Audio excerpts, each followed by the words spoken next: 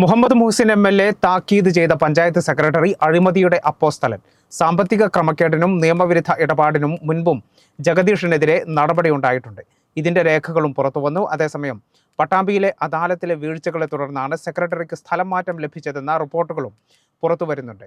Ongallur panchayat secretary ജഗദീഷിനുമായി Muhammad Muhsin MLA ഫോണിൽ ക്ഷുഭിതനാകുന്ന ഓഡിയോ സന്ദേശം പുറത്തുവന്നിരുന്നു. ആഘോഷിക്കൂ ഈ അവധിക്കാലം പൊന്നാനി ഫ്ലവർ ഷോയ്ക്കൊപ്പം. Ponnani flower show, Karma road, നിലയോരപാത, പൊന്നാനി.